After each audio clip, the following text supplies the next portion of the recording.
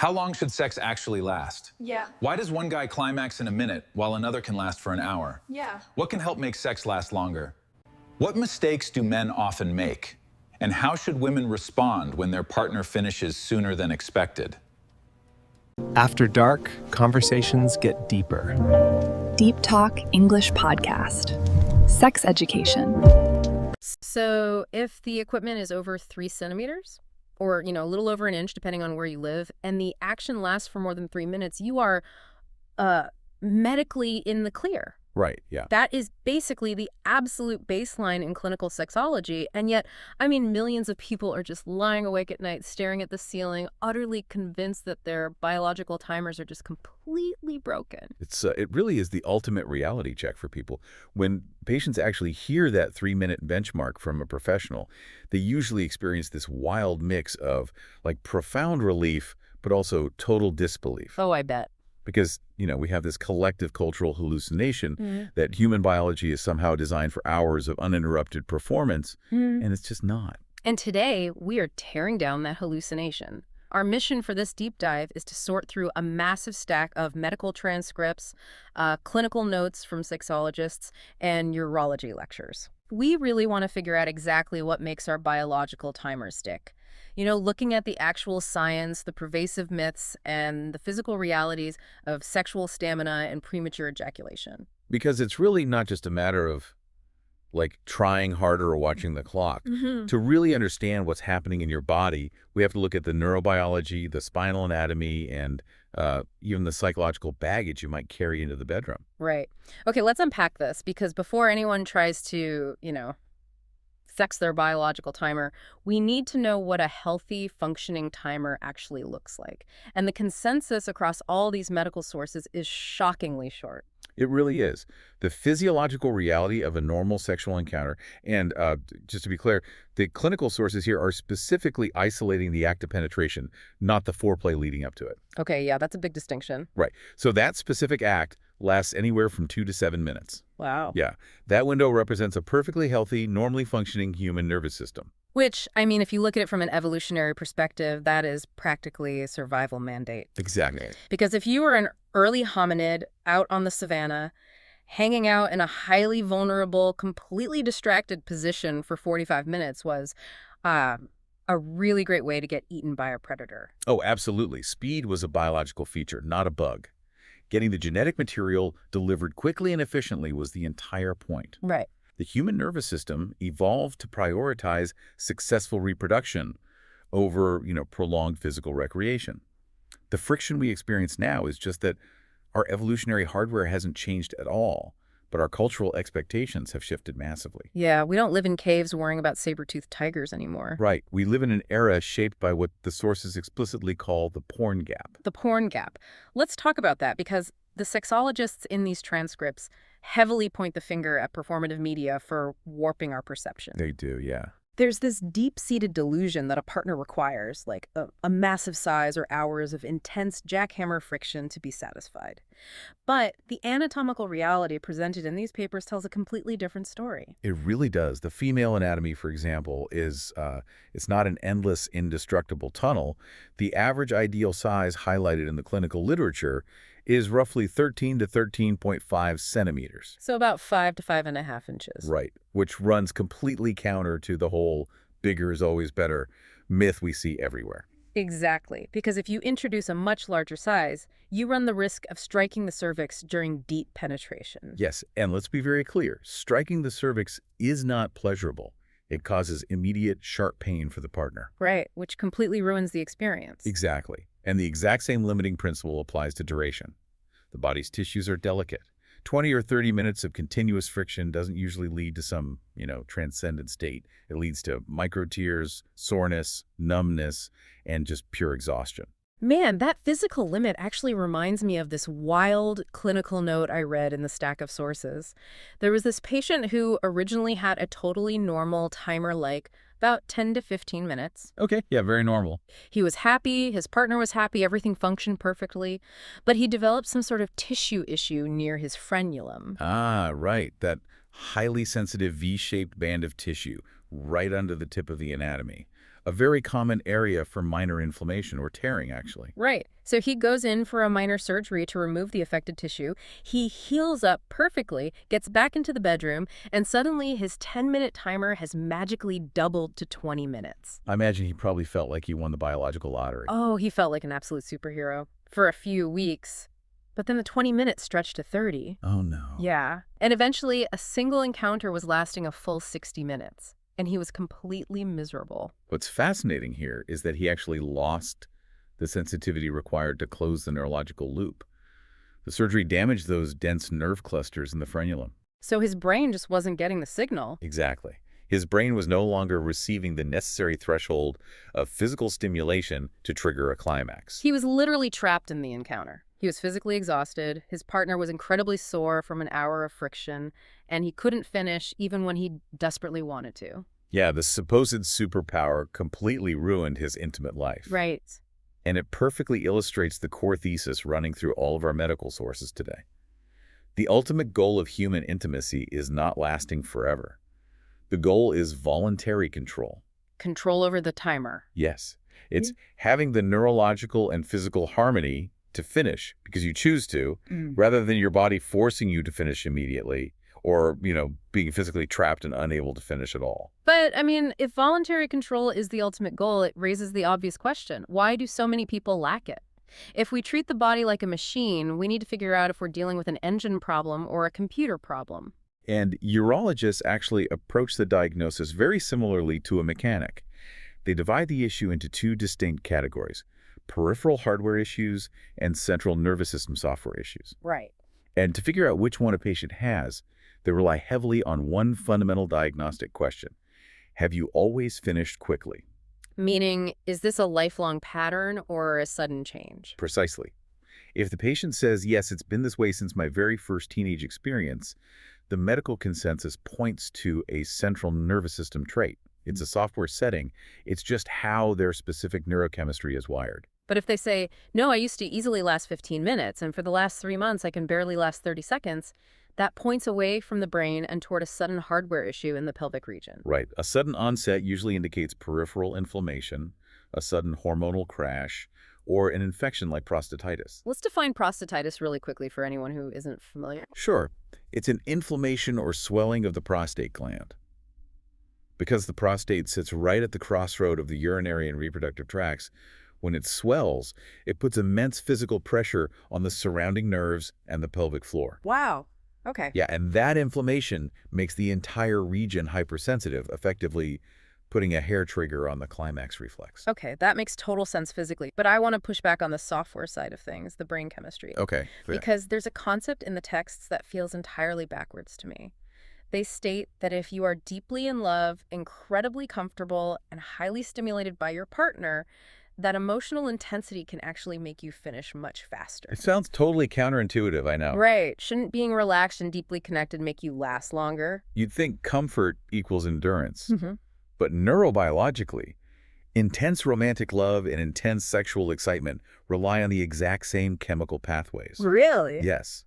When you are deeply connected and excited by someone, your brain is absolutely flooded with dopamine and oxytocin. The bonding and reward chemicals. Right. And in the context of the sexual reflex, dopamine and oxytocin act as the accelerator pedal. They amplify the physical sensations and speed the biological timer up. The more in love and excited you are, the harder your brain is pressing the gas pedal. So if dopamine is the gas pedal, is there a chemical break? Or do you just physically run out of energy? There is a chemical break, and it's serotonin, specifically cerebral serotonin in the central nervous system. Okay. Serotonin's job is to regulate mood, keep you calm, and crucially, delay gratification. Many men who deal with lifelong rapid climax simply have a natural genetic deficit of this specific cerebral serotonin. I see. It's like serotonin acts as a pair of heavy snow boots. If you've got them on, you can walk down a slippery, exciting slope with total control. But if you have a serotonin deficit, you have zero grip. Exactly. The moment you feel that dopamine excitement, you just go flying down the hill with no way to stop. That's a brilliant way to visualize the neurochemistry. But the sources also highlight hidden physical blocks that act just like that slippery slope. We talked about prostatitis, but there's a much more hidden hardware issue called a neuromuscular block in the thoracolumbar junction. We're talking about the spine here, right? Yes, specifically the lower back, between the T11 and L2 vertebrae. This is exactly where the sympathetic nerves exit the spinal cord and travel down to innervate your pelvic organs. So how does a lower back issue hijack a sexual reflex? Well, if the muscles in that specific part of your lower back are locked up, maybe from sitting at a desk all day or, a lifting injury, they can physically compress those nerve roots. Oh, wow. Yeah, and that compression creates static on the line. It fires false hypersensitive overload signals straight down the nerve pathway into the testicles and the perineum. So a guy might be completely calm mentally, he might have plenty of serotonin, but his compressed spinal nerves are artificially triggering the reflex. That is incredibly frustrating. You're doing everything right, but a tight back muscle is hitting the fast forward button. Exactly. And then there's the psychological imprinting aspect, which I thought was fascinating. The sources talk about how the environment of your very first sexual experiences literally rewires your brain. Neuroplasticity. The brain is remarkably adaptable, especially during adolescence. Right. So if a guy's earliest experiences, like masturbating as a teenager, were constantly rushed because he was terrified of getting caught by his family, his developing nervous system equates speed with safety. Yes. His brain literally learns we are in danger until this is over, so we have to finish in 30 seconds. And because of neuroplasticity, that software program just becomes the default, running silently into adulthood long after the danger is actually gone. But the beauty of neuroplasticity is that it works in both directions. If you inadvertently trained your brain to rush, you can consciously train it to slow down. Which brings us perfectly to the practical application of all this. Understanding the root causes, the dopamine, the spine, the teenage panic, is great context. But what can you actually do about it right now, at home, without booking a surgical consult? Let's dig into the toolkit. Well, if we look at addressing that serotonin deficit we discussed earlier, the medical route uses a drug called duloxetine. Okay. It's an SSRI, a selective serotonin reuptake inhibitor, which is the same class of drugs used for antidepressants. But duloxetine is uniquely formulated to act incredibly fast. You take it, and it temporarily blocks the brain from absorbing serotonin, meaning those chemical snow boots stay firmly planted in your synapses. It gives you a braking system. Right, for about 2 to 2.5 hours. But the clinical texts are very clear that this isn't a magic bullet. There are significant side effects. You might get the control you want, but you also might get severe headaches, insomnia, or intense nausea. Yeah, the side effects are very real. And here's the kicker for me. Men frequently report that the climax itself feels incredibly dull on this medication. It's a biological trade-off. Because you are chemically flooding the brain with serotonin to calm the central nervous system, you are inherently numbing the brain's excitement center. You trade peak sensation for extended duration. So you take a pill to last longer, but the actual experience is totally muted. That sounds like a really frustrating compromise. It can be. Here's where it gets really interesting. Let's look at the non-pharmaceutical hacks instead, the physical workarounds you can do at home. First on the list is a method the sexologists affectionately call double dipping. It is remarkably simple, relying entirely on the body's natural refractory period. Right, let's define the refractory period for a second. It's that biological reset button that triggers immediately after climax, where your body physically shuts down the arousal pathways and literally won't let you engage again for a certain amount of time. Exactly. The double dipping strategy simply says, if you know you have a hair trigger and your age and physiology allow for a relatively short refractory period, just accept that round 1 is going to be a 2-minute sprint. Don't fight it. Don't fight the neurochemistry. Yeah. Just let it happen. Because biologically, once you reset for round 2, your central nervous system has bled off all that pent-up anticipation. Round 2 is naturally going to last significantly longer with far less effort. It takes the psychological pressure off entirely. Yes, it really does. Another heavily utilized physical hack mentioned in the urology texts is the anesthetic condom. These are condoms lined on the inside with a mild numbing agent, usually something like lidocaine. But there is a very strict rule in the sources about how you have to use them. You absolutely cannot treat them like a standard condom where you just roll it on and immediately engage. Right. The skin needs time to absorb the chemical. The clinical rule is that you must apply the anesthetic condom 5 to 7 minutes before penetration, usually integrating it into foreplay. Okay. If you apply it and immediately start, the lidocaine hasn't permeated the epidermis, and it offers zero benefit. But if you follow that 5 to 7 minute rule, the numbing effect can successfully extend the encounter by 2 to 3 times the normal duration. That is a brilliant, highly practical tip. But what if you want to actually train the body rather than just relying on numbing agents or a second round? Right, like physical conditioning. Yeah. The urologists strongly suggest treating the bedroom like the gym, but they point out that men focus entirely on the wrong muscle groups. They hit the bench press and do bicep curls, the mere muscles. But stamina, biologically speaking, requires leg day. It really does. Think about the physical exertion of a prolonged encounter. If your glutes, your thighs, and your core are weak, your body begins to shake and fatigue after just a few minutes. Makes sense.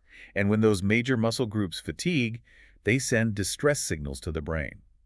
Your central nervous system panics, assumes you are in physical danger, and rapidly accelerates the climax reflex just to end the physical stress. Wow. Yeah. Building strong legs and a strong core gives your nervous system the physical stability it needs to pace itself. So physical endurance delays the neurological panic.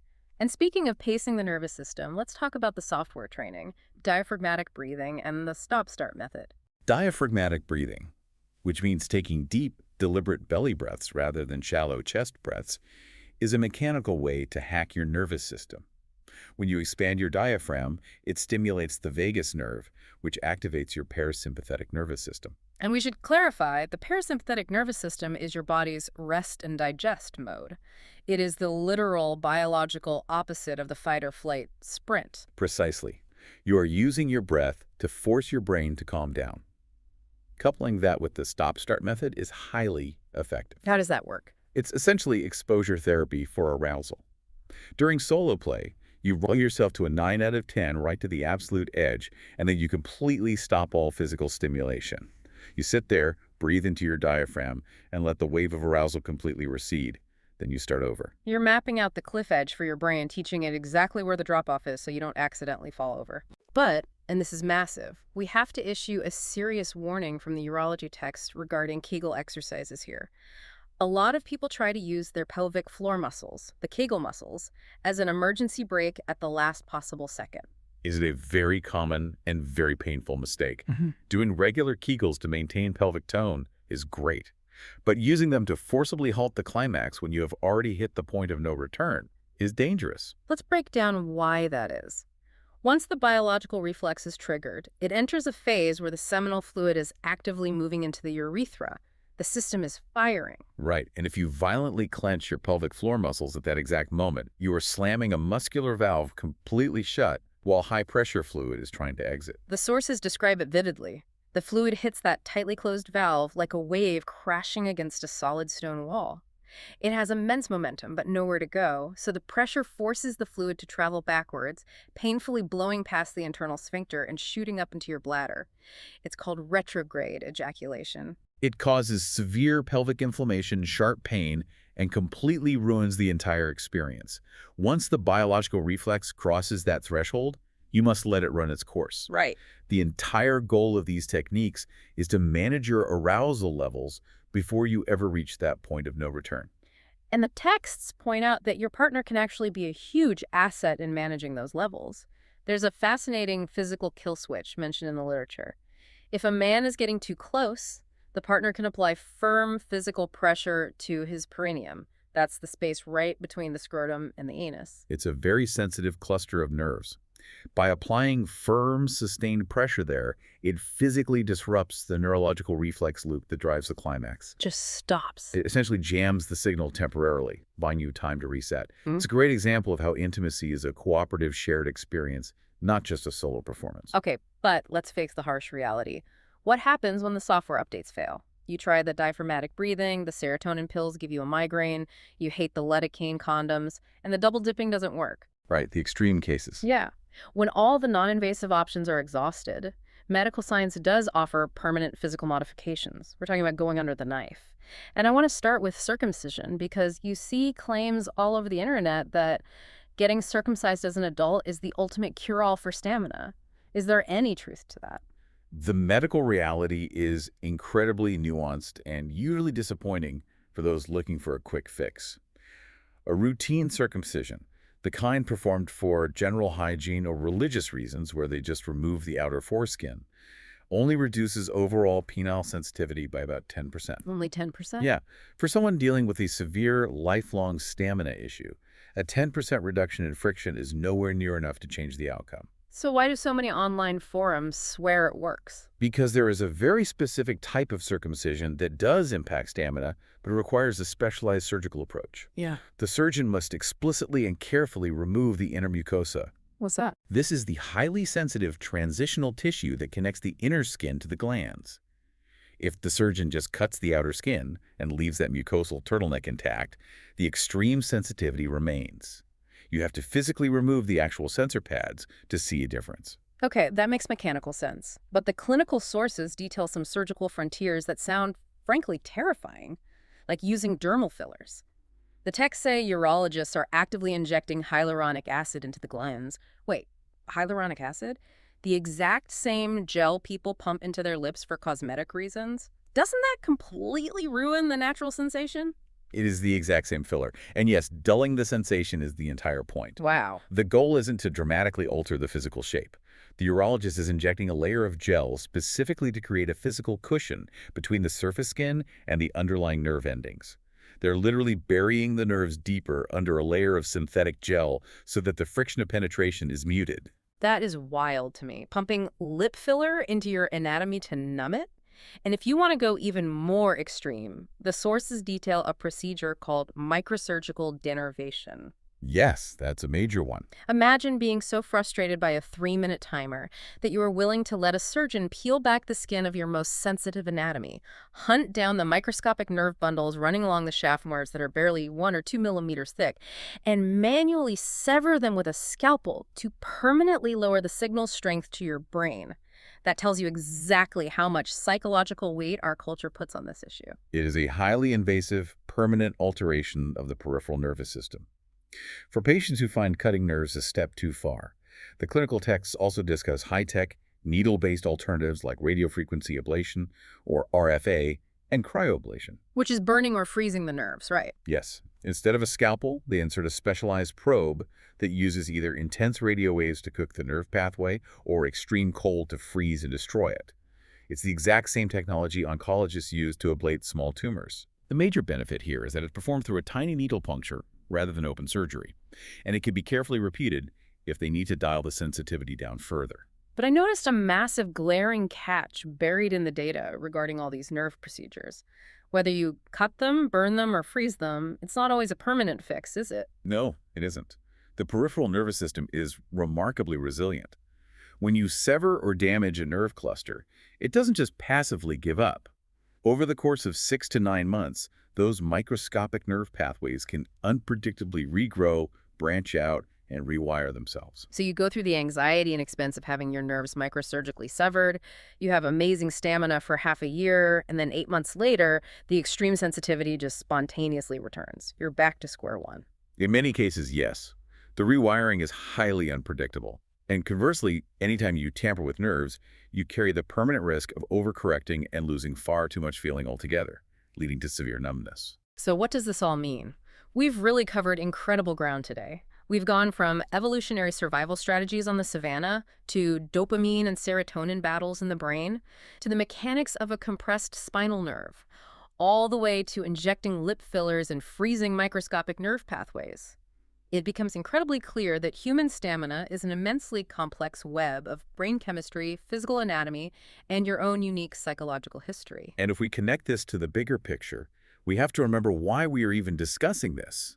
The ultimate goal of human intimacy is mutual satisfaction, connection, and pleasure. Exactly. It is not about hitting a designated arbitrary time on a stopwatch to satisfy some cultural expectation. If a 5-minute encounter leaves both you and your partner deeply thrilled, connected, and physically satisfied, there is absolutely zero medical, psychological, or relationship need to fix anything.